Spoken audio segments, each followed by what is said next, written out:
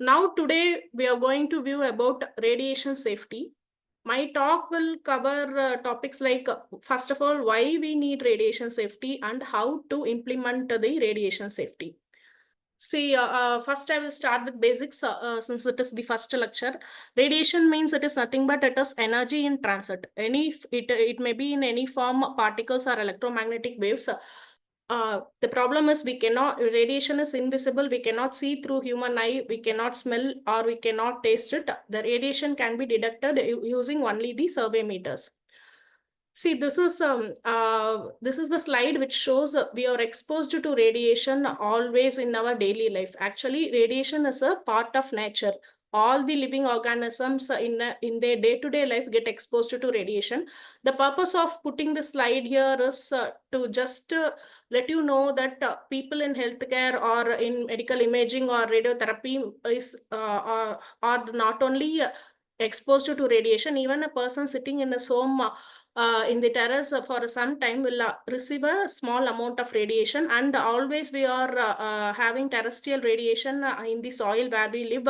Some of the food items also has radiation, and even if we travel with an height of 15 kilometers altitude, we may receive 10 microsievert per hour. So everywhere, even in your mobile phone, you're attending the meeting, you have this electromagnetic radiation. So everywhere we are bounded with radiation, and this picture is taken from AARB website, which shows the annual man-made radiation limit due to medical CT scanners only 6.6 millisievert.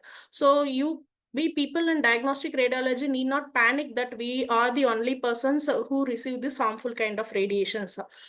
So among these radiation in the electromagnetic spectrum, the point of concern for us is this ionizing radiation. That is the radiation which has the capability of removing an electron from an element. That is called ionizing radiation.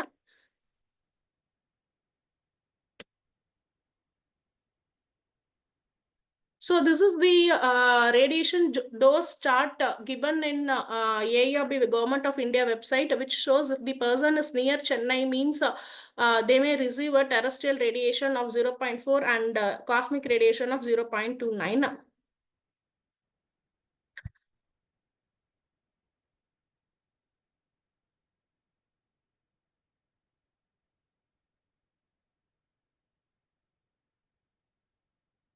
So the how this ionizing radiation, this shows the penetrating capability of ionizing radiation. See, the alpha particles has a lesser penetrating power. This can be stopped even by a paper itself. And beta particles has a larger penetrating power than the alpha particles. Beta particle need at least a plastic or a perspex material to get stopped. And gamma particle, we need a shielding materials like lead and concrete. So these are all the penetrating capabilities of ionizing radiation. So what are all the harmful effects of radiation means? Radiation can cause cancer, skin burns, infertility, genetic effects, and cataract. You see the picture in this has a image of an eye with cataract, and this is this image is the image of an interventional radiologist way back in 1998. This was the study published in British Journal of Radiology, which shows the lens injuries induced by occupational exposure in non-optimized interventional radiology laboratories. In those days, there were no proper radiation shielding methods followed in the cath labs and fluoroscopy unit. This is the study which tells the harmful effects of radiation happened due to non-optimization. And how does this radiation interact with human tissue? Basically, it causes chemical damage. That is, it forms free radicals. Free radicals means the atoms or molecules which has unpaired electrons. Those molecules will be highly reactive. So when an incident radiation interacts with the human body, it may cause chemical damage, biomolecular damage. That is, they interact with the protons, membrane, DNA. So it spoils the DNA, and sometimes it will fully spoils the cell tissues and causes necrosis. See, the two main effects of radiation is somatic effect and genetic effect. Somatic effect means the somatic effects are caused, the effects that is the radiation damage occurred in the somatic cells. And the genetic effect, the effect, the radiation damage that is occurring in the reproductive cells. In somatic effect, suppose if a person gets a radiation dose of more than 1 gray, he may get nausea, vomiting, and diarrhea, what we call as NVD syndrome. So these kind of effects which occurs in the somatic cells will come under the somatic effect, and those radiation damage which spoils the DNA or genes and get carried to the next generation, they will come under genetic effects. So these are the reasons why, main reasons why we need radiation safety. So these are the most important effects why we need radiation safety. And see, let us see how this radiation damages the DNA. Basically, there are two main steps. One is direct damage and another one is indirect damage. In direct damage, what happens? An incident radiation goes and directly hit the DNA of the cell.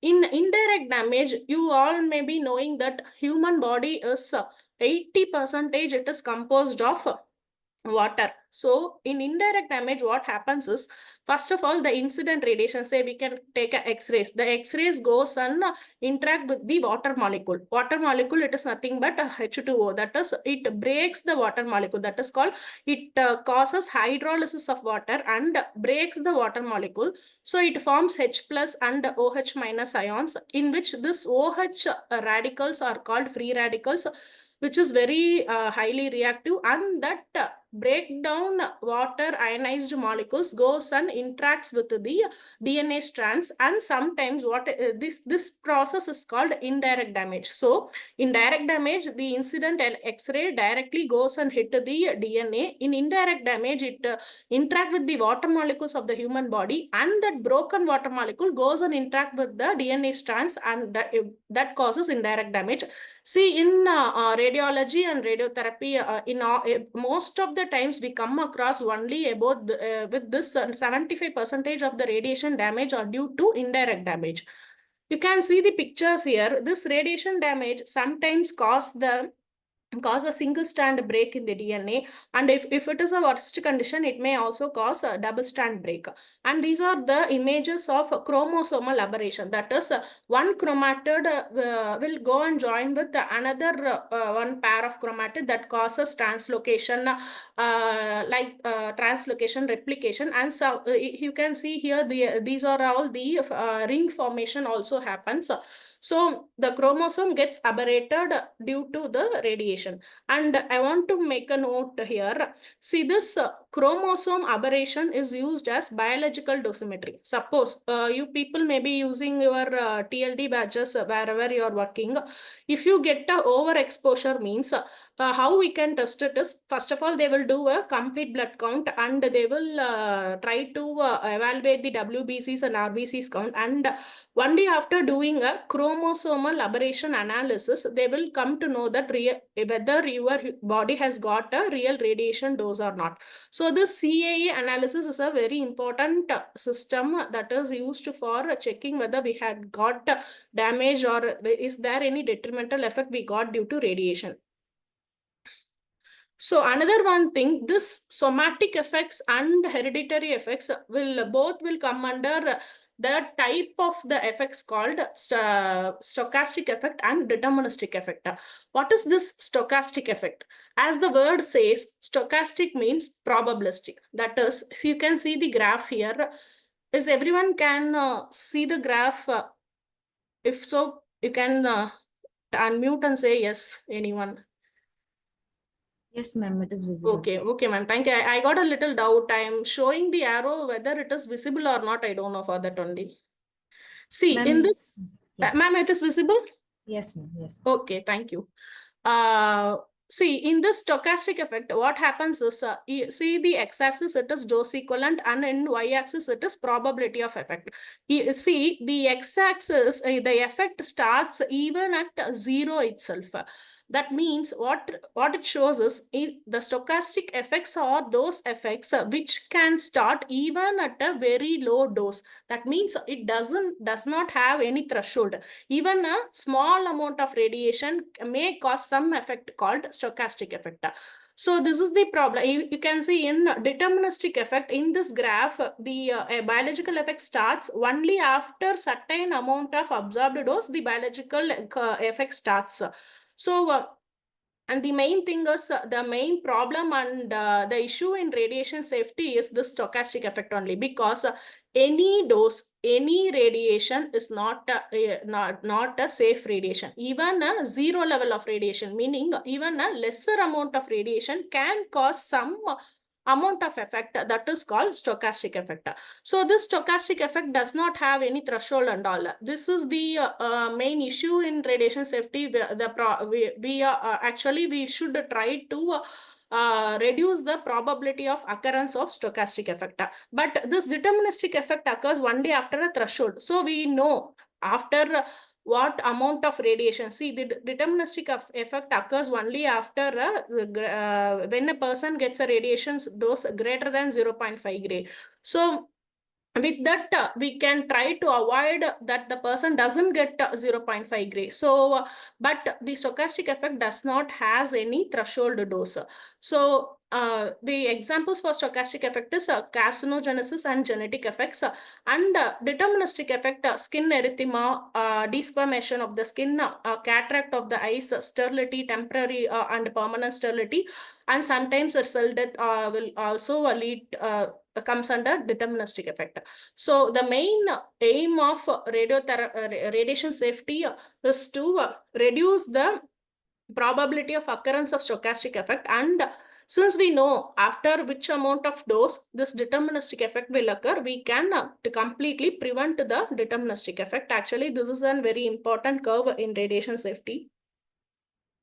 And what are all the objectives of radiation protection? I have said already, it is to reduce the probability of stochastic risk at an acceptable level that could be achieved by setting limits well below the threshold dose to deterministic effects, and the probability of stochastic effects could be reduced by limiting the exposure as low as reasonably achievable. See, till now we have seen why radiation safety is of concern.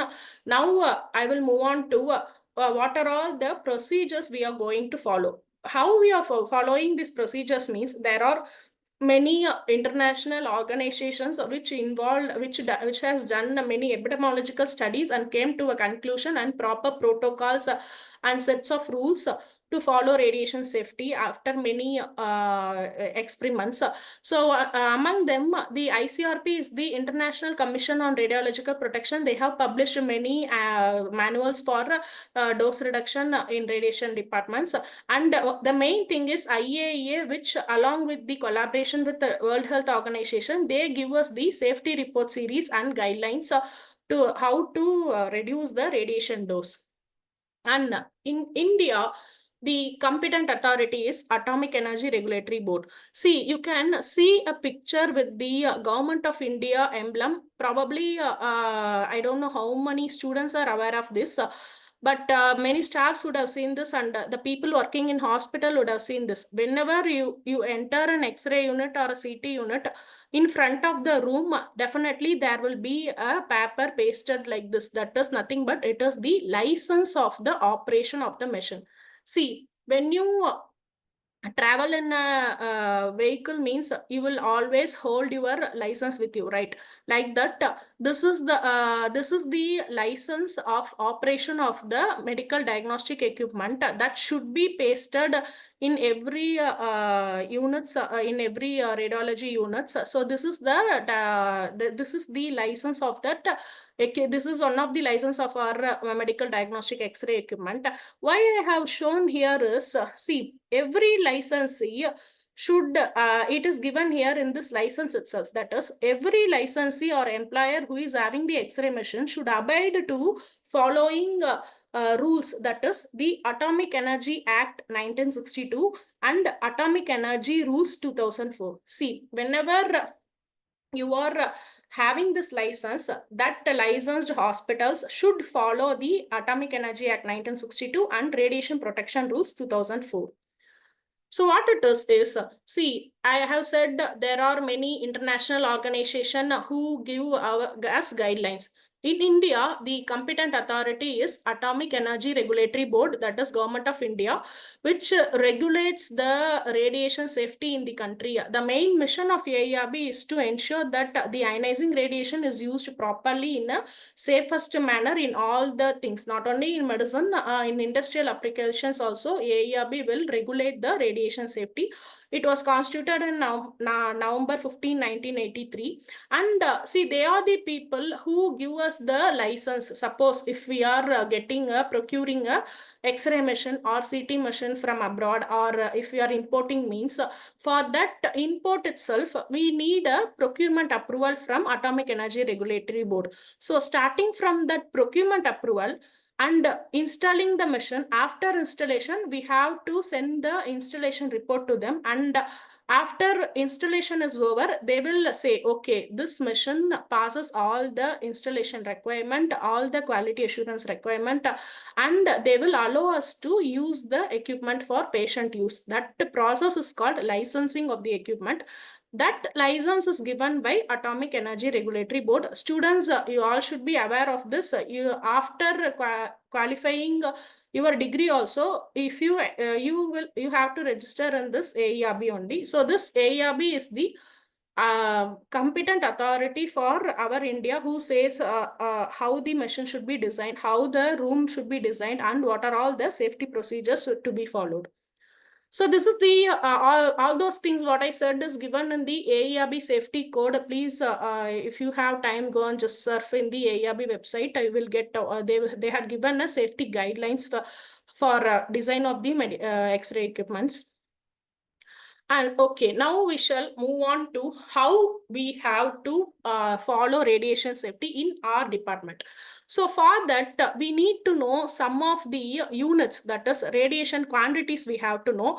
See, throughout your lifetime, when you are working in radiation, definitely you will see a term called dose, that is absorbed dose. And always you will come across a term called exposure, equivalent dose, and effective dose. Let me tell fastly what is this absorbed dose. Is nothing but, as you see, as you can see, the unit is joule per kilogram. It is nothing but the energy absorbed per unit mass. And exposure means it is in coulomb per kilogram. What it means is, actually, whenever an X-ray interacts with the incident on the body, what happens? It will cause ionization. So whenever photons enters an element or any medium, it causes ionization.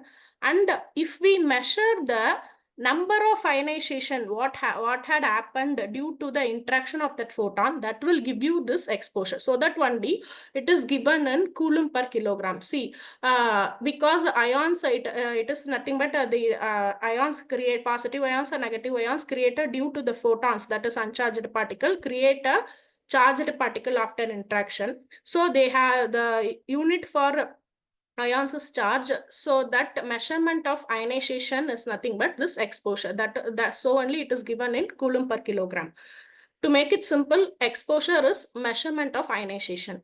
And I am coming to the main dose, that is equivalent dose. If you see, right side I have shown the ICRP 60 103 publication, that what type of radiation has what effects, that is given in this tabular column. Actually, what it means is, see, a 2 gray of alpha, if I get exposed to 2 gray of alpha particles, and if I get exposed to same 2 gray of gamma particles, means the effect caused due to 2 gray of alpha particles is different, and 2 gray of gamma is different, because gamma has little more penetration capabilities. So every type of radiation has a different effect on the human body. To account that type of radiation, they have coined a term called radiation weighting factor. You can see in this, photons have a radiation weighting factors of 1, electrons and muons it has 1, and see, alpha particles, heavy nuclei, it is 20. So this one is ICRP 60, that is old publication. This is the new currently we are following now. So different type of alpha radiation will have different effects in human body. To account for the type of radiation, we have they have coined a term radiation weighting factor. So when we multiply the absorbed dose received by a person with what kind of radiation he got irradiated with. Suppose he got irradiated with X-rays, means if we multiply that radiation weighting factor, we will get a equivalent dose received by that person. That is called this equivalent dose. And again, if I get a 10 gray or 1 gray of X-ray in my chest and 1 gray of X-ray in my abdomen, means that also will have the different effect. The type of radiation is same, but the sensitivity of tissue in human body is different, because you all know basically the radiation interaction depends upon interaction of radiation with matter, that is photoelectric effect. According to photoelectric effect, the photoelectric effect, it is directly proportional to the atomic number, right? So human body is composed of different minerals and different elements. Suppose if I take a bone, means my bone will have calcium and the atomic number of calcium is different. Suppose you're having a bile juice in liver, means the atomic number constituents in that organ is different. So totally every tissue will have different attenuation coefficients. So depending upon that different attenuations caused by the tissues, they have coined the term tissue weighting factors. So see, all the tissues will not respond in a same way for a kind of radiation. Suppose X-rays is getting to bones, means it will show a different effect, and for bladder or esophagus or abdomen, it will show different effect. To take that tissue sensitivity effect into concern, they have coined another one term, that is tissue weighting factor. If we multiply all the three, that is absorbed dose received by a person with what kind of radiation he got exposed with and in which tissue he got exposed with, that total cumulative product will give you this main term called effective dose.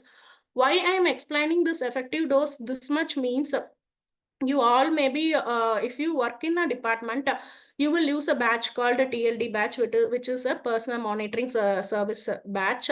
In that every 3 months you will get a dose report from the lab. In that lab report you can see your radiation dose will be marked in the unit called effective dose only. So for that purpose you should be aware what is called effective dose.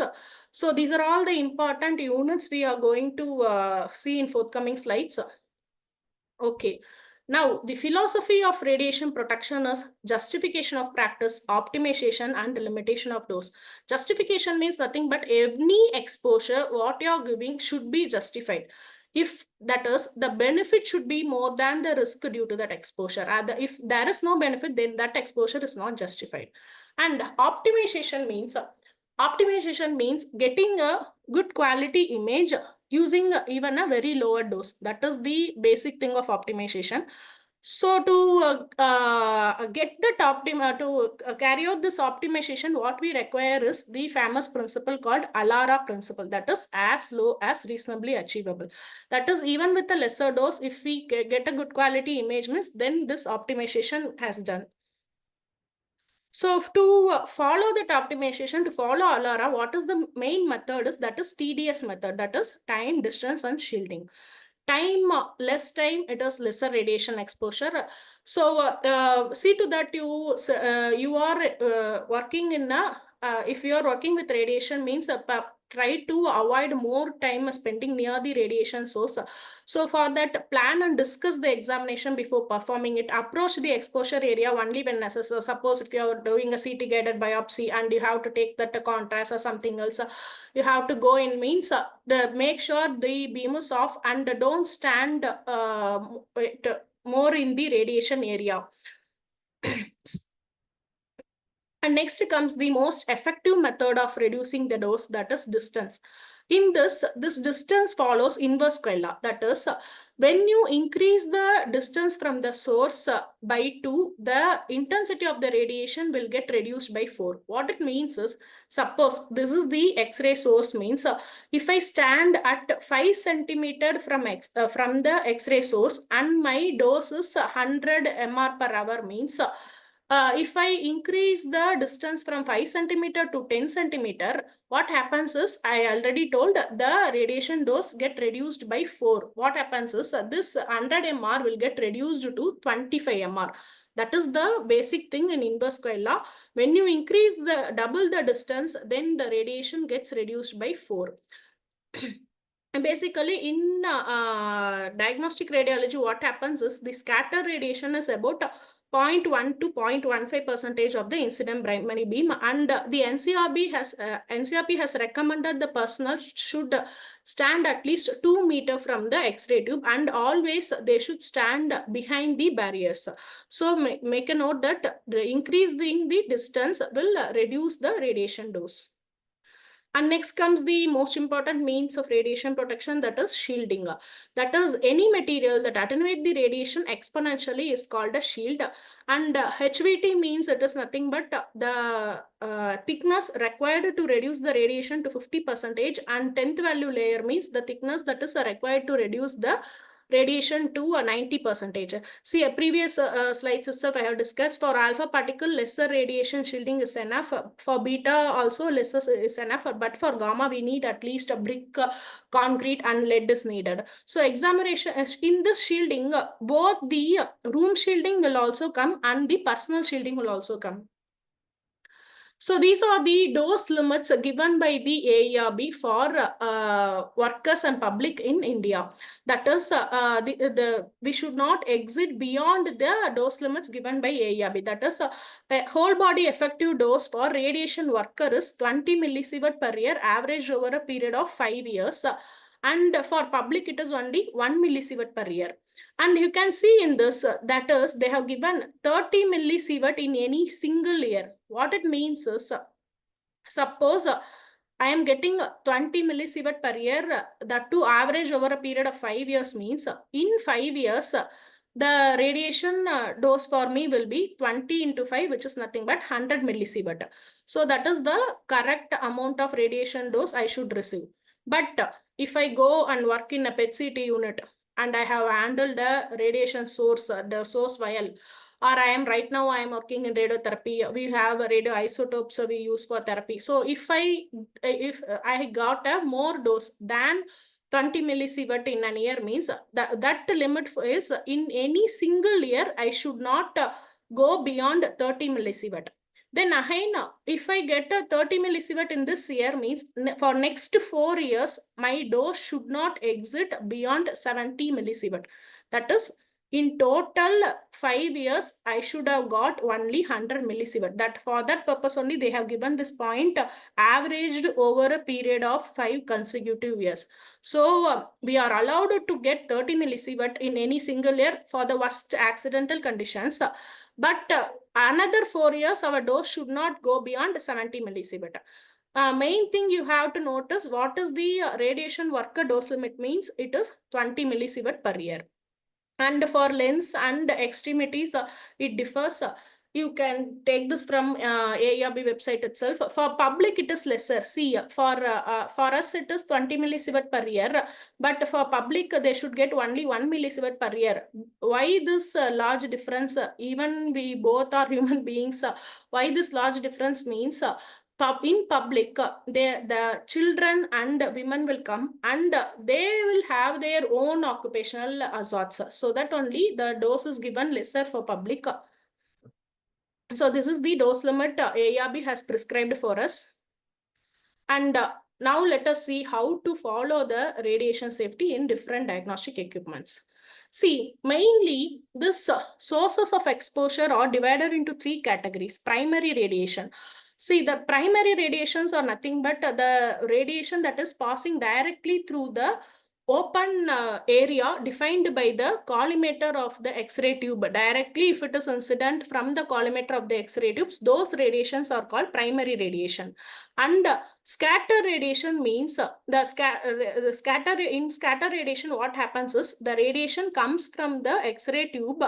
The primary radiation will get interact with the patient top or tabletop, and what happens, some amount of primary radiation will get redirected, that will cause the scatter radiation. So directly the radiation coming from the X-ray tube defined by the collimator jaws, it is primary radiation. The primary radiation which got redirected due to the presence of patient or tabletop or some collimator shield material we are using, those redirected primary rays are called scatter radiation. And another one important thing is leakage radiation, that is coming from the tube housing, that is other than primary radiation, what kind of radiation that comes from the tube housing will constitute the leakage radiation. You can see as the distance from the X-ray tube increases, the dose is lesser. Nearer to the X-ray tube, the dose is higher, that is 25,000 microgram per minute. So as a rule of thumb, in diagnostic X-rays, the intensity of scatter at 1 meter from the patient is about 1/1000th of the incident primary beam. So what we should do in an X-ray unit? See, ARB has given in general radiography unit, the patient effective dose is 0.1 to 1 millisievert. And again, why I am emphasizing that we should reduce the patient dose means, of course, patient is the main source of scatter. See, if you increase the collimation and if you increase the patient dose means the other scatter radiation, you only will get attenuated. The person who are working near the patient, person who are operating the machine also will get that scatter dose. So that is the point. We should always try to reduce the patient dose. See, in radiography unit, it is recommended by ARB that we should stand only behind a mobile protective barrier and always work behind a protective barrier of at least minimum 1.5 mm thick lead. And the couch, control console and chest stand placed in such a way that chest stand is on the opposite side of the entrance door and the control console. And the control console should be positioned as far as possible from the X-ray tube. The mobile protective barrier with lead equivalent glass viewing window should be positioned in such a manner that the operator is completely shielded during the exposure. There are some hospitals I have seen, there will be some gap in this mobile protective barrier and the people won't properly stand behind the MPD. So it is advisable to stand behind the MPD so that you can reduce your dose. The another important factor which increases the radiation dose is field size. Suppose if you are opening if you have to take D1 to D5 area, thoracic bone X-ray means open the collimator only to the region of interest. If you are opening it for a full chest area means, then you can see the radiation coming from a narrow field size is lesser. When you increase the field size, what happens is all the scatter radiation will get increased. Then again, after interacting with the patient also, while reaching the detector also, the scatter radiation will get increased if you increase the field size. So it is the correct recommendation is to keep the field size according to the region of interest you are going to scan, according what the radiologist asks, what area you have to scan. If you increase the field size, then definitely scatter radiation will increase. Here is the example. For 11 by 11 centimeter square field size, the dose is only 0.8 milligram per hour. If you increase the field size, then dose gets increased to 1.3 milligram per hour. And you can see the graph here also. As the field size gets increased, the intensity of the scatter radiation gets increased. So keep it in mind that you keep a proper field size.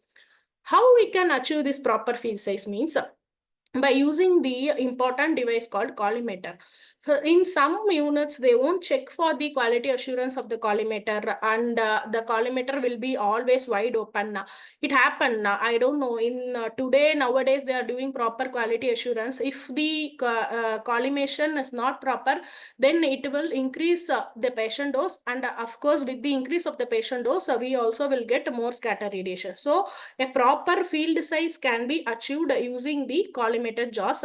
So, so you can see more in open beam, the irradiated tissue is more with the number of photons are more, and if the beam is collimated properly, then less tissue is irradiated. So always use a proper collimation. These are all the main important things in a basic X-ray unit. Now let me go to the computer tomography, which is widely used nowadays. The major reasons in increasing the dose in CT unit is seeking the image quality higher than the necessary, and not using the features that the machine provide for dose reduction. What it means, not using the features that the machine provide for dose reduction means, see, in your CT machine, definitely you will have a AEC protocol. That is, which is nothing but for chest, you will have a separate AEC protocol. For abdomen, you have a separate AEC protocol. What happens in this AEC means, it will, machine will automatically adjusts the kV value and MA value, that is called a tube current modulation, for each type of the tissues. Suppose if you are scanning a lesser thickness tissue, say chest means, the angular modulation and z-axis modulation will be different for that, and the dose received will be adjusted by the machine itself if you use the AEC protocol properly. So it is recommended that any persons working in the CT unit, they should be aware of what kind of AEC protocol they have in their machine, and how we can select the kV. We can maintain the MA and kV lesser, but we can get a good image. So everyone should be aware of the protocols given for radiation safety in their machines. For that only I have gave this. And you also should be aware of the CTDI value. It will show in the machine. It is nothing but the computer tomography dose index value that will be shown in the machine after taking a scan. So accordingly, you should select the protocol, proper protocol. If we didn't follow this, then these are all the main reasons for more radiation in CT units. And again, one important point, position the gantry and couch such that the patient is completely visible from the control console during scanning. And this viewing window should be at least 2 mm thick lead equivalence. So it is given by IAA the 10 pearls for a proper CT examination. They are saying that one CT is equivalent to 500 chest X-rays. So it is mandatory to follow a stringent radiation constraints in CT units. So what are all the things we should follow is the first and foremost step, as we discussed already, it is justification. So only take an ACT image only when it is justified, and try to get another, suppose if you can detect the disease using a non-ionizing radiation like ultrasound and MRI, go for it. And please check whether the patient is pregnant or not. And another one thing, some people, they will expect a high quality image. If see in this image in 4.2 milligray itself, we are getting a data which is not clearly seen, but we can see the images. So if it is, if we can get the needed data even in a lesser dose, then go for that. Don't go for higher quality and increase the radiation dose. That is the thing they have given here. And as I said, there are specific protocols for abdomen, lung, and children's. So follow that indication specific protocols, so that according to that area of the scan, the MA value and KV value will get adjusted automatically. Our radiation dose will get lesser. And multi-pass or multi-phase CT will increase the radiation dose. So it is advisable to avoid it multiple times. And adjust the exposure parameters according to patient and body parts. For that only, I'm asking you to select a proper AEC protocol.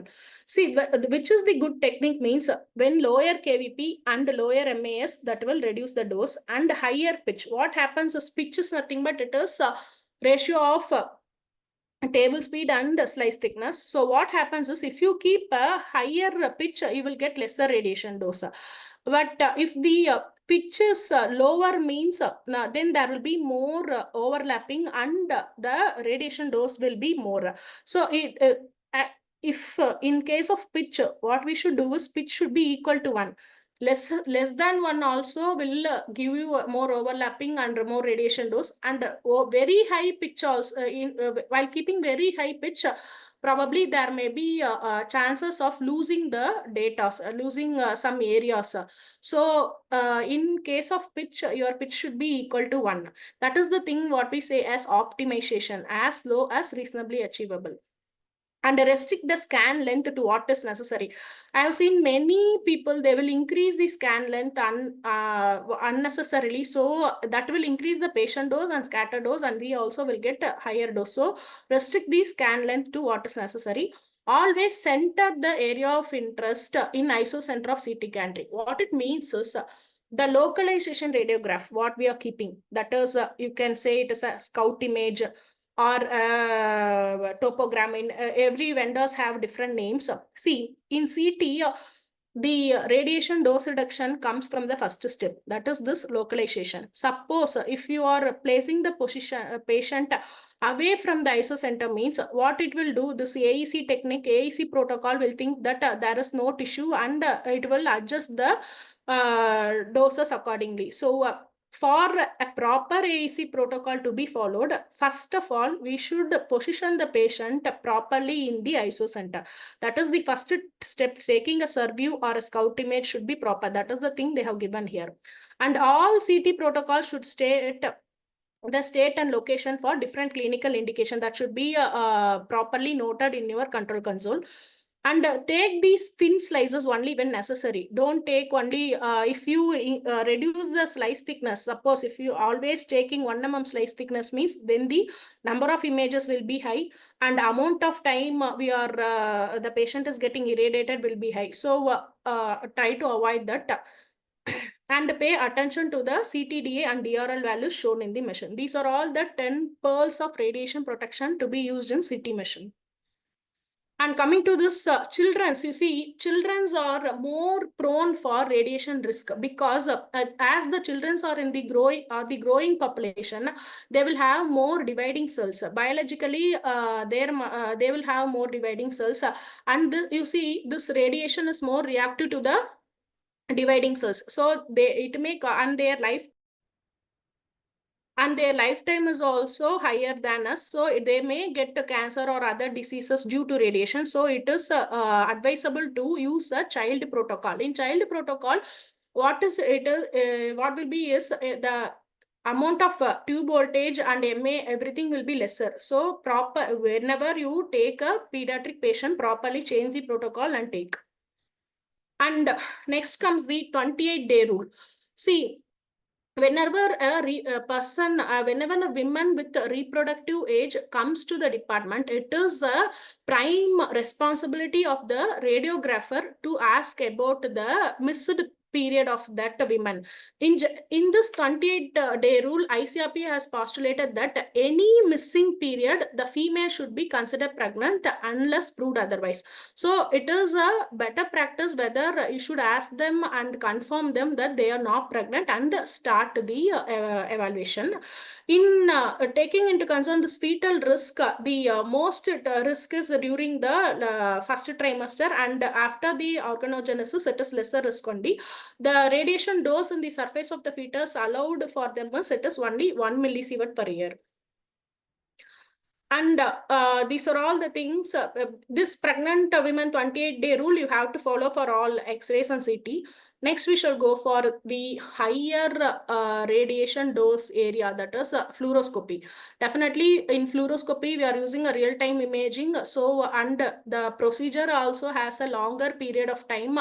So, in fluoroscopy has a high dose area. So, what to do with this fluoroscopy? See, this is the positioning of X-ray tube and the imager. First of all, the X-ray tube should always be under the patient, and the image receptor should be above the patient.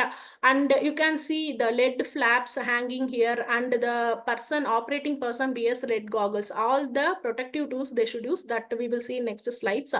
And for the oblique and horizontal X-ray beam, the operating personnel should stand on the side of the image receptor. Why, we shall see. See, when say this is an old picture of X-ray tube and image intensifier. Now we are not using this kind of II tubes. We are using image receptors, detectors. So what happens is, if we position the X-ray tube above the patient means, see, the area of irradiation is more for the operator's head, shoulders, hand, that is their upper extremities fully gets an incident radiation source if they position the X-ray tube above the patient. If if we position the source of radiation, that is nothing but the X-ray tube below the patient, then the amount of radiation dose received by the operating person is less. And we all know in previous slides we have seen, for extremities we have higher dose limits like 500 millisievert for worker and public 150. So the right way to position a fluoro unit is position the X-ray tube below the patient and image receptor above the patient. And also important thing, never use deep oblique angles or lateral angles, and this thus also will increase the radiation dose. See, in this also, collimator plays a major role. This is an uncollimated beam that has a more scatter radiation, and when you collimate properly, definitely the scatter radiation dose decreases. Here they have given, this is nothing but the pictorial representation given for fluoroscopy guidelines in AARB website. That is, they have given spread the dose and collimate the beam. What it means, spread the dose means, suppose if I take a fluoro imaging of one area means, multiple times, if my entrance port goes through that area alone, for multiple times I'm checking again and again for interruption means, the entrance surface dose in that area will be higher. So what they are recommending is, don't irradiate same area multiple times. To avoid that, you can rotate the tube, X-ray tube, and can rotate the X-ray tube and irradiate another area. That is the thing they are saying, spread the dose. And meantime, for avoiding intense radiation in one single point, we are rotating the X-ray tube. But at the meantime, we should be aware of the collimation also. So while doing oblique incidence beams, also ensure that the collimation is lesser and it is proper only to the region of interest. And also the influence of operation mode also increase the radiation dose in fluoroscopy. Don't use the cine mode fully while taking a record of the patient or some writing things. In that case, you use the option called image hold option, and last image hold option will be there in any fluoro unit. So while you are speaking to a doctor or while they are discussing, don't use the cine mode fully. Try to use the last image hold option and try to take the interruptions with that. And this is the picture which shows the radiation dose level when the collimation is more. See, the intensity of number of photons intensity is higher and the radiation dose level is high. If we reduce the collimation bloods, reduce means the radiation dose level is lesser. And this also shows even reduced collimation will give a lower radiation dose.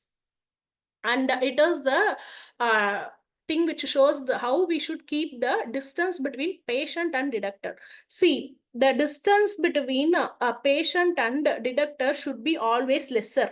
Suppose this is the image receptor and this is the X-ray tube. If the distance between the patient and the image receptor is very high means, what happens, when the photons coming from the X-ray tube, it will go to the patient, and after interaction attenuation, then again it passes through image receptor. If the distance is larger means, first thing, it has to travel more area, so the scatter radiation will be higher. And another important point is, there are, as you increase the distance of the image receptor, the intensity, scatter radiation intensity also increases. So better to keep the image receptor closer to the patient.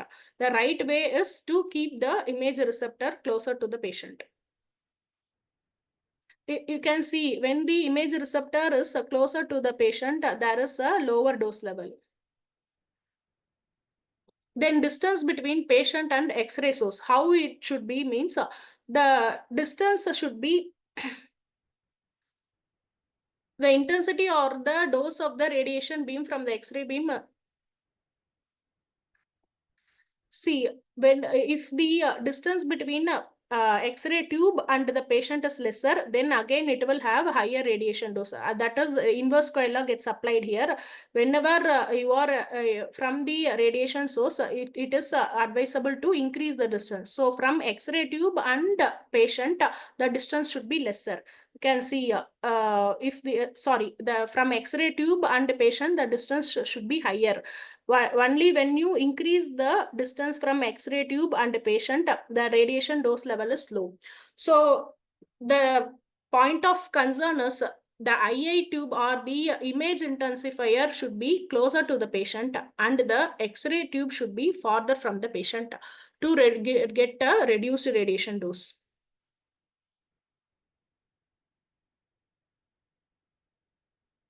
And what is the correct position where to stand? That is here it is the entrance side of the patient. Definitely there will be more dose, so it should not stand here. And here in B it is medium side, so we should stand at the opposite side of the patient, that is nothing but C. That is the opposite side is nothing but it is the exit side of the patient. And you can see this is the isodose curve given for the position. What are the dose levels? Nearer to the patient, it is 4 milligram per hour, and as you increase the distance from the patient, the radiation doses gets reduced.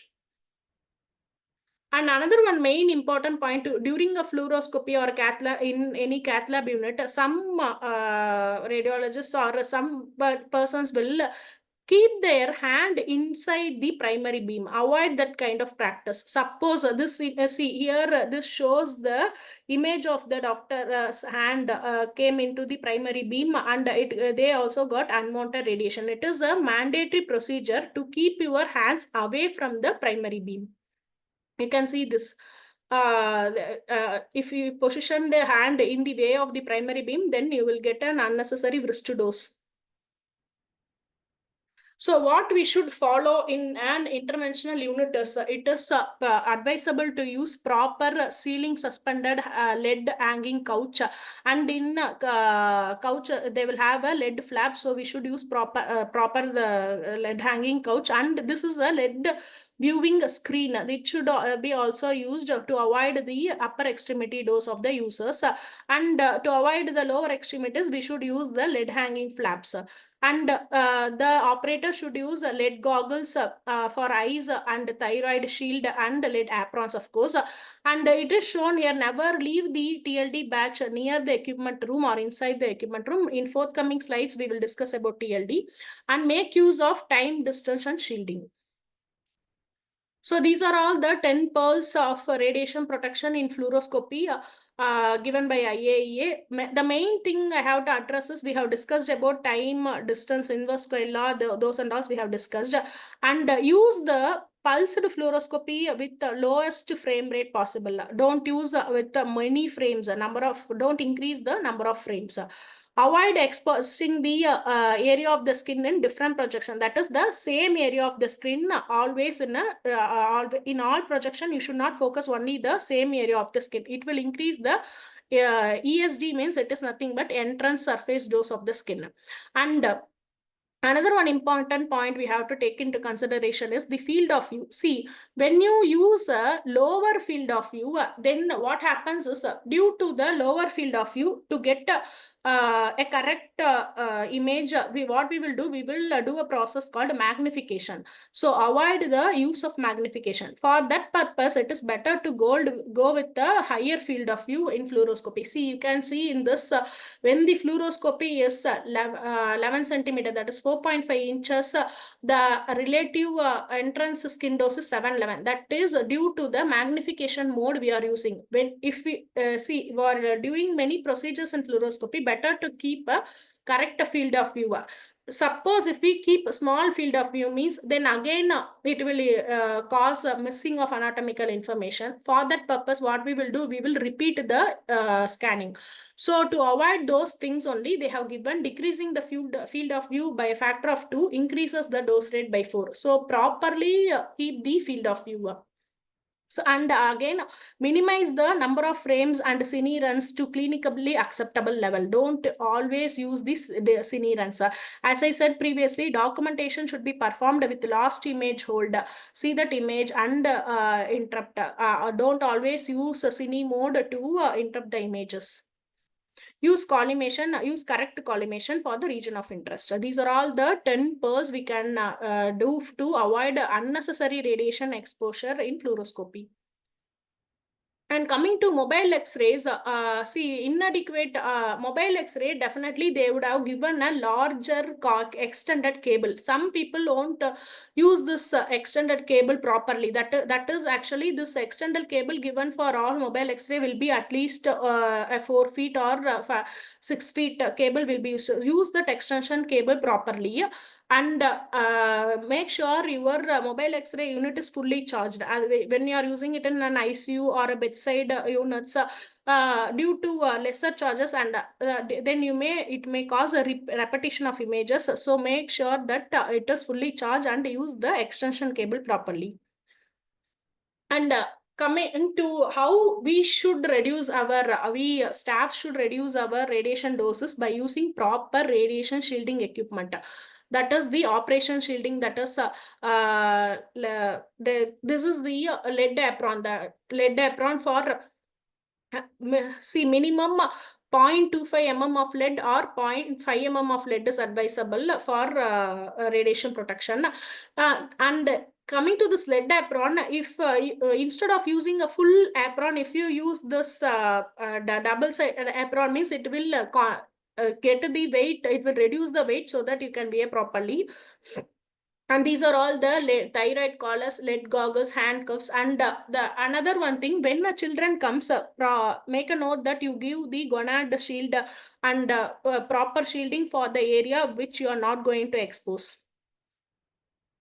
So what happens is when the radiation gets attenuated with lead, if incident radiation of 60 kV goes with a 0.25 mm of lead, then the transmitted radiation we are getting will be only 2 to 3%, and 0.5 mm it is still it will give more shielding, and the transmitted radiation will be less than 1%.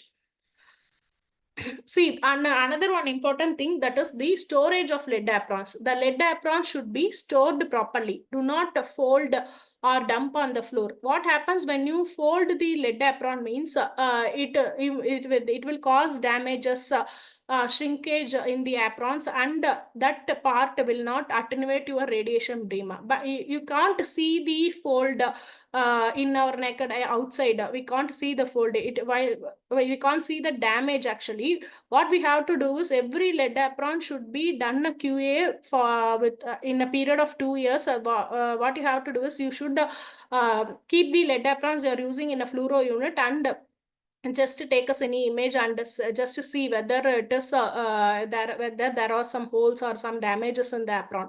The proper storage of the apron is this hanging only, should not fold or throw it away in a chair, or you should not put the lead apron and sit just like that. So proper storage will avoid the damage of the lead apron.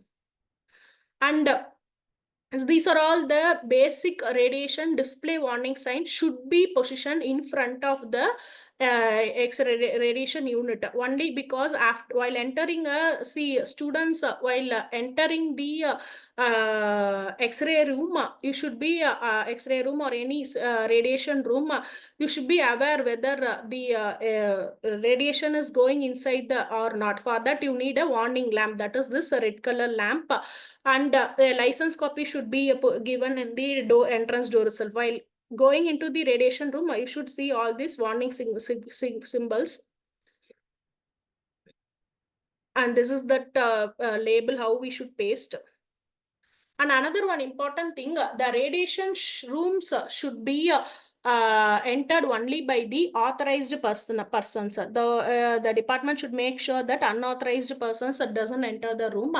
And main thing, every worker, even trainee students or everybody who is inside the radiation room should be aware how many amount of emergency switch. Suppose if you are in a CT unit means you should be aware or where are the emergency switches available in that unit to stop the radiation. Because if you are inside the radiation CT equipment room taking something, and if your friend or someone gets switches on the machine means you should be aware where the emergency switch is in the couch.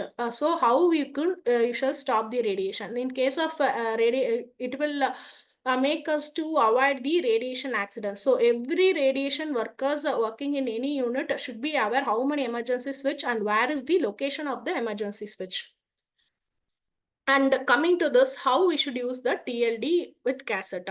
See, the TLD should be worn with the cassette only. You should not remove it, and it should be worn in chest level. If you are using a lead apron, use the TLD below the lead apron, not above the lead apron, because we have already seen the lead apron will attenuate the radiation from the machine, and after attenuation of lead apron only you will get your dose. Suppose if you put the TLD badge above the lead apron means it will show the radiation dose that is not attenuated by the lead. So it is a wrong estimation of dose. So to avoid and to check what is your real dose, whenever using a lead apron, put the TLD badges under the lead apron. And this is the image that shows the storage of the TLD batch. Never store the TLD batch inside the equipment room. They always store the TLD batch in a proper area where there is no radiation. Suppose it is a full multi-specialty hospital. You have both CT and MRI unit means you can store in MRI unit control console, not in MRI equipment room. Then again that magnet is a problem.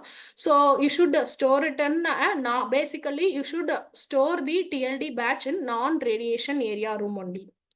That is after work. While you are in the working in the radiation, you please use your TLD batch. And this is a general information I thought of giving you. All the things what I have shared with you was taken in AERB website. This is the website ID, that is aerb.gov.in is the our Government of India competent authority AERB website. You can go into that, and if you take acts and regulations and if you check codes and guides means they will show. That is for codes and guides. In codes and guides, you go for radiation facilities. In that application and medicine, you can find the SC Med safety code guidelines. This is the safety code what we are using. And another one thing, every person should be aware of the e-licensing of radiation applications. Nowadays, if you want to get a license of an X-ray machine means you have to apply through this portal only. That is e-LORA. What we will say is e-LORA, that is e-licensing of radiation application. And you can see the institute is getting, first of all, the institute which is using X-ray machine or CT should be get enrolled in this. That is the institute idea thing.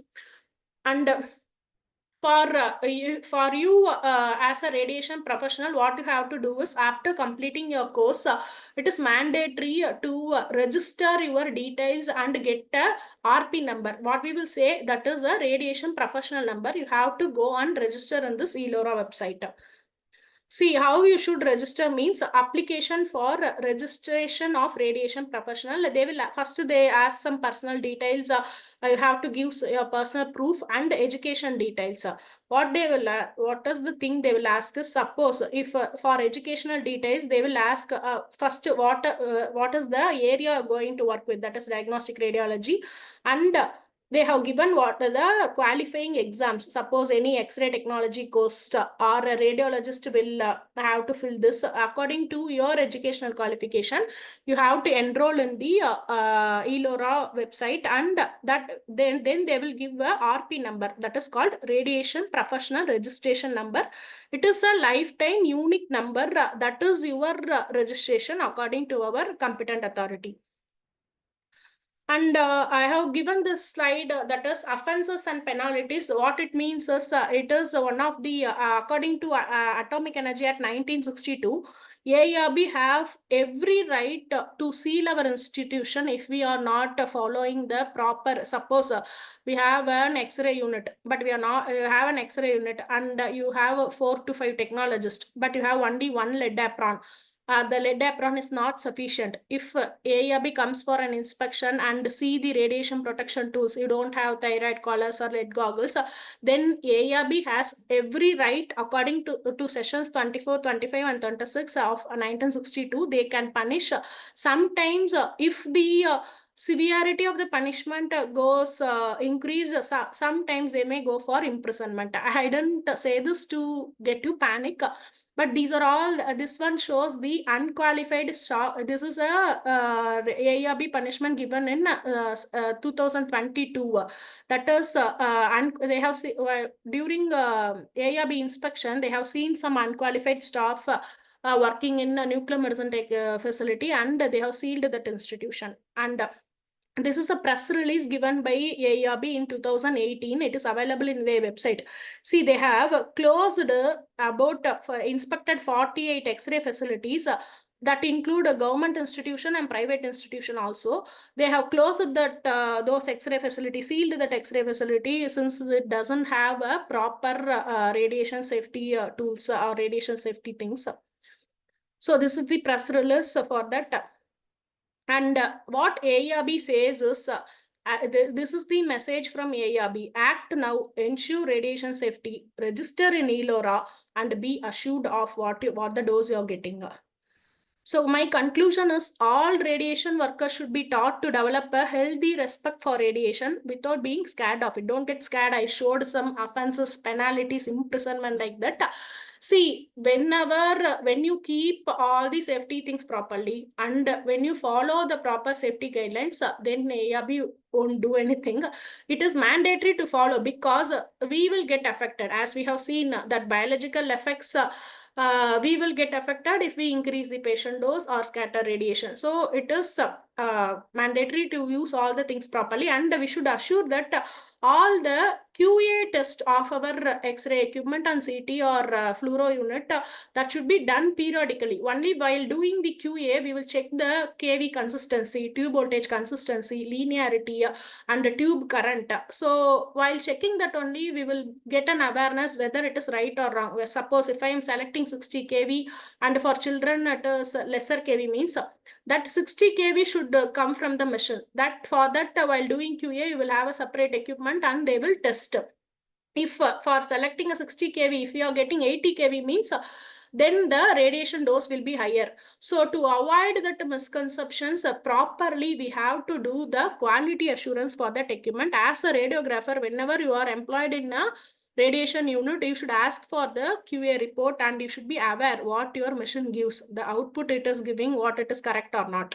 So the radiation safety should always be given its due importance, so that the applications of radiation sources exploited to the maximum extent in a safer manner.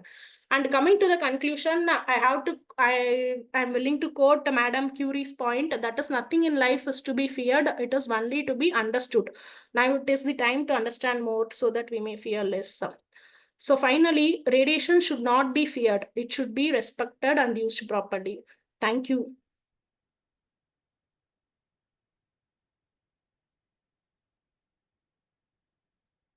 Now it is open for Q&A.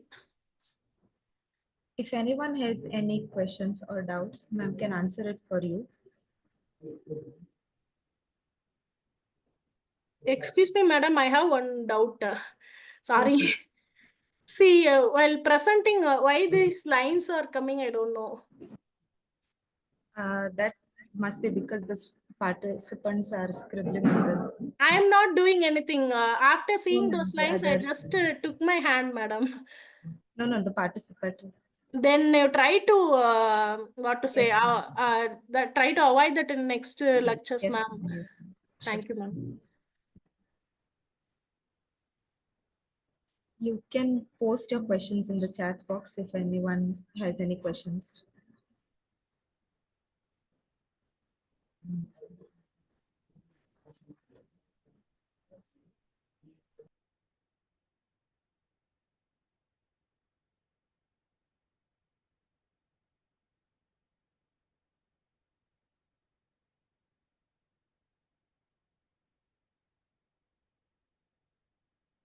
Dear participants, there is two ways. If you didn't understand anything, means also you will not get any questions. And if I took the class correctly, and you have understood everything means also you won't have any questions. So please ask your questions. You can even post your question in the chat box. Ma'am will answer it.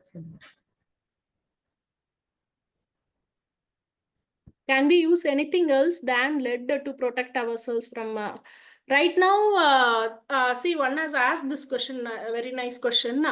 Right now, they are trying to find some alternative for lead, for since it has more weight. But as of my knowledge, we are using lead only. They are trying to find out, I think so. I'm not aware of the correct material, but now we are using lead only for the to the most extent.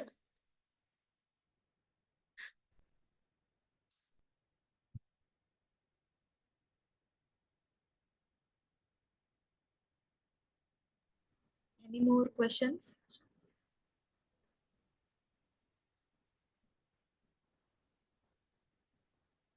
No, it is not the same for radiotherapy and so one has asked a question: is radiation protection techniques are same for radiotherapy and radiation imaging technology?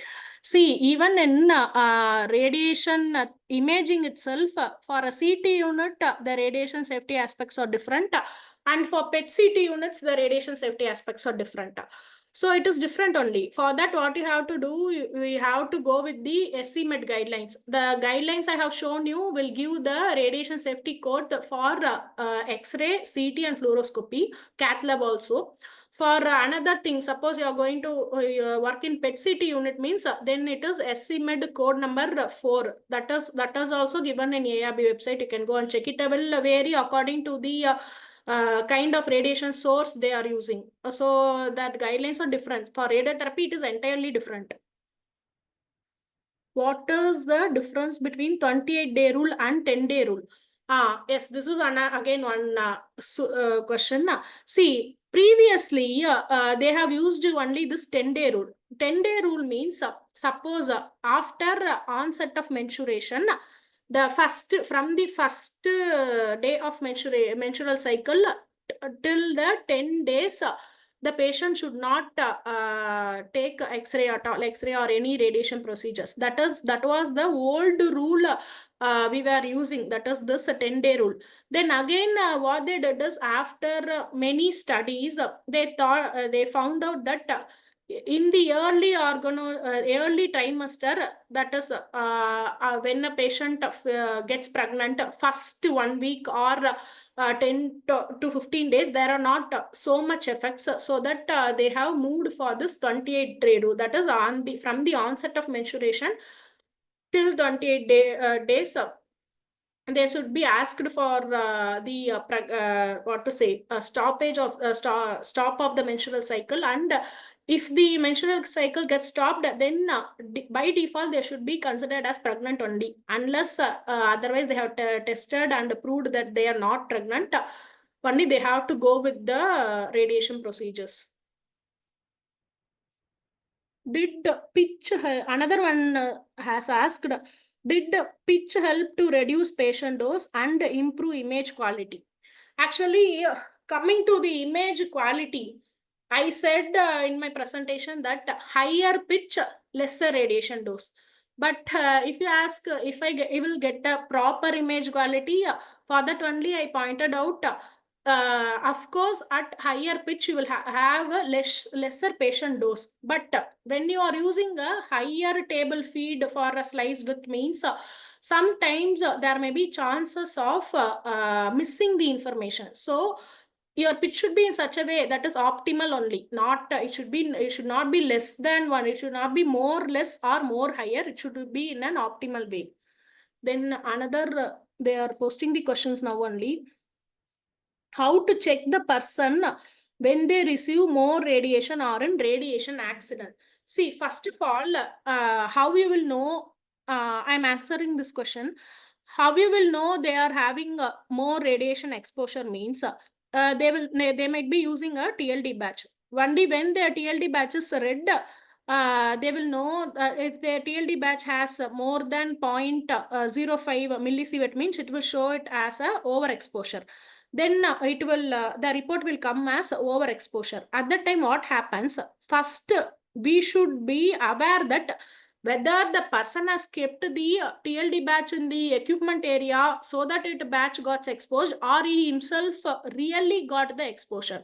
So there is a separate technique given in ARB guidelines, that is overexposure guidelines. In that overexposure guidelines, the first process is investigation. We have to ask that person whether by misleading or misplacing the TLD batch, he got a higher dose, or really by using, he got a higher dose. Suppose it is by mistake they have left their TLD batch, or someone has changed their TLD batch and got, means we have to correct it, that's all. Suppose really I have got a more radiation, as you have pointed out in radiation accident, means what will they do? First they will ask us to do a CBC, that is complete blood count test. In complete blood count test, they will evaluate for WBC lymphocytes count. Basically, in radiation safety, that is in radiobiology, they will go for a T4 lymphocytes counts, and they will also, as I pointed out previously, they will also go for chromosomal analysis, chromosomal aberration analysis. In that chromosomal CAA test, which one will give the data that we have got more radiation exposure, means that dicentric, that is any chromosome with the two centromeres is called dicentric. Sometimes when we get radiation, when we got into radiation accident, then the dicentric counts will be more, that can be seen in CA analysis. So viewing that, we can check that really the person has got radiation. Then this pitch I have answered. Whether we use OSL as a personal, yes, now they are, I heard from sources that ARB is going to replace optical stimulated luminescence dosimeter instead of personal monitoring. I mean, instead of TLD, what we are using now, we have to go in detail for OSLDs. But right now we are using PMS only, but there are talks of replacing the TLDs. How to check? How to find out chromosomal aberration? See that chromosomal aberration analysis itself is a separate topic. We have to give the test, and there many biological dosimetries are getting involved. We have to first basic blood test will be given, and I think in Chennai Ramachandra universities they does this chromosomal aberration analysis. There are separate lab for that. They will get check with that. What is the difference between single coated and double coated? Which one you are asking regarding film? This question.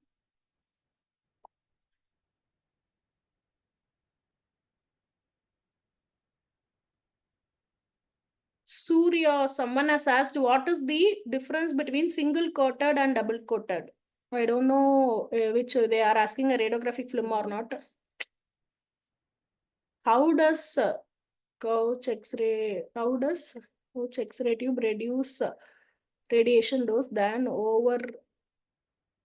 See, how means if the X-ray tube is over the patient, means that as I have shown in that image, the radiographer's upper extremities will get more dose. We have the scatter radiation will be more.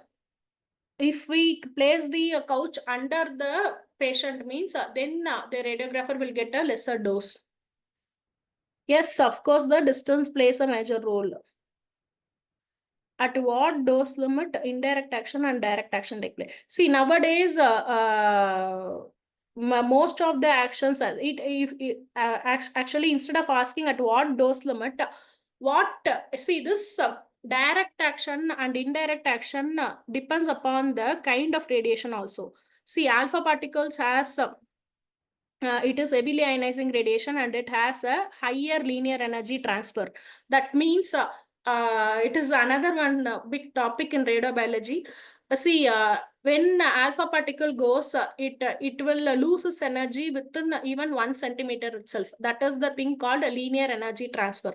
If the LET is higher means, then there is possible chances of direct actions. I previously pointed out in X-ray unit, CT, fluoro, everything you come across in a diagnostic unit, you will come across only indirect actions. The 80% of the actions, what happens, hydrolysis of water happens, and again it causes radiation damage. That's all. In direct actions, we won't come across. Indirect action only we will see. If a female radiographer is pregnant, not knowing they are pregnant, does the radiation exposure will affect it, will affect the fetus? Yes, it will affect the fetus, but it depends on the time they are getting exposed. If they think they are pregnant means, it is their first and foremost duty to inform the RSO of that hospital, that is radiation safety officer. But during that first 20 days, there won't be that much risk. For that only they have changed the 10-day rule to 28-day rule. But even when they think they are pregnant, they should be away from the radiation field and inform the RSO. That is the safe practice actually. How should a radioactive leak be managed? See, radioactive leak that may happen when in radiation generating equipment. That is this, what to say, radiation generating equipment means X-rays, CT, everything gives radiation generating equipment only. In that, when the tube is used for more time, that X-ray tube is used for a older period, older times means there is possibility of leakage in the tube of that material. So for managing that, you have to verify your tube consistency. And another one important process is there, that is a leakage radiation protection survey. What we will do, the RSO will come and we will fully collimate the X-ray tube to 0 by 0 field size. And even after fully closing the collimator, if there is some radiation level with your survey meter, the RSO will come with the survey meter to measure the radiation. Even after fully closing the collimation, if the survey meter shows some values means, then there is leakage in your tube. So you should ask the engineers to correct it, or they may sometimes they may go for another tube or something, and they will most probably correct it. So like that only have to manage the radioactive leak. If you are asking in a PET-CT unit means, then it is a different process. There are guidelines for handling the radioactive vial. That is probably mainly they will use FDG or technetium 99. So in that the things are different. In therapy, patient received radiation, how they are monitoring if they receive more than accepted range? See, another one thing I have to emphasize on this. Therapy patient received more radiation means, see, when the radiation safety will come into concern is, there are different types of exposure: occupational exposure, public exposure, and medical exposure. See, a patient receiving radiation, that is called a medical exposure. Excluding medical exposure only, we are dealing with the radiation safety. That is, if a patient gets receiving a radiation for their treatment, then it won't come under this radiation safety itself.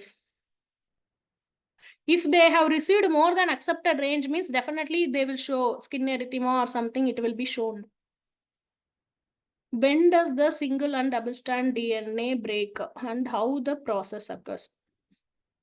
Suppose, see, if we get receive a radiation dose of 0.5 gray, higher than 0.5 gray itself, we are prone for acute radiation syndromes and somatic effects. So that time itself we will start getting, but above 10 gray or very higher dose only, this DNA break will happen. That is above 5 gray, above 10 gray only it will happen. How we know when we get radiation than normal? Then this is the thing, you have to see, for all the, even for students, trainees, people will give radiation TLD batch, right?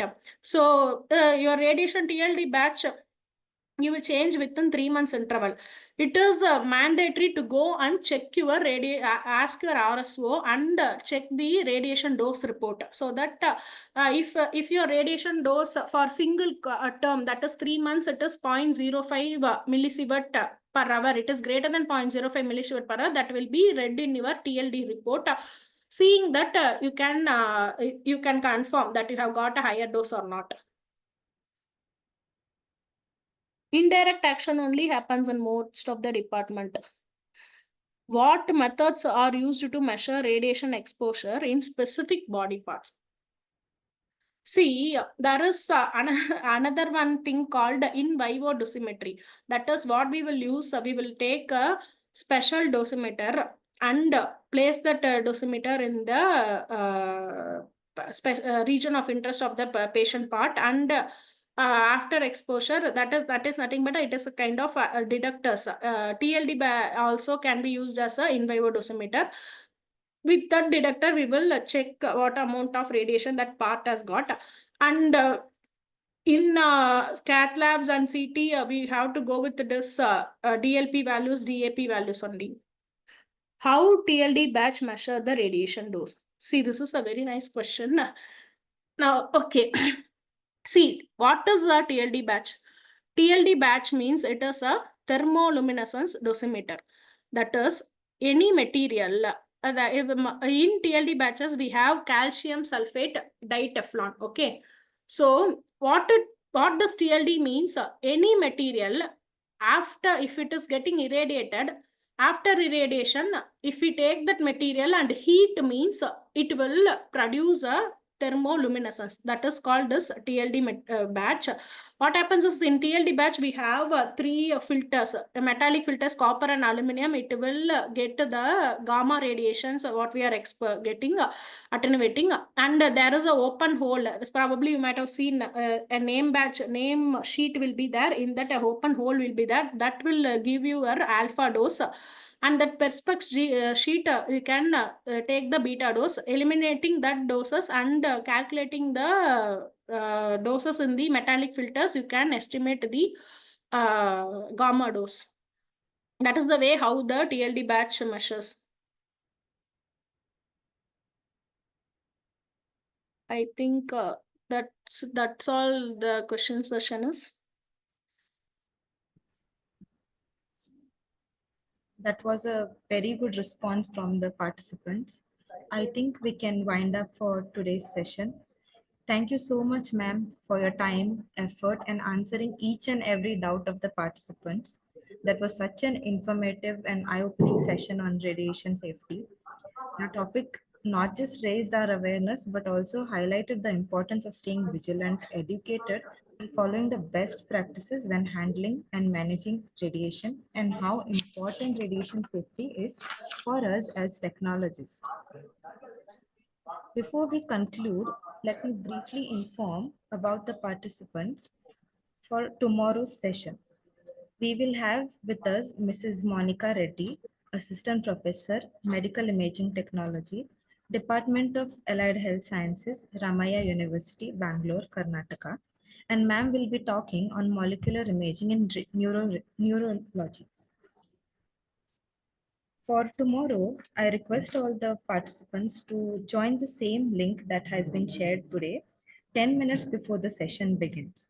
We are truly sorry and we apologize for the delay caused today due to some technical glitch.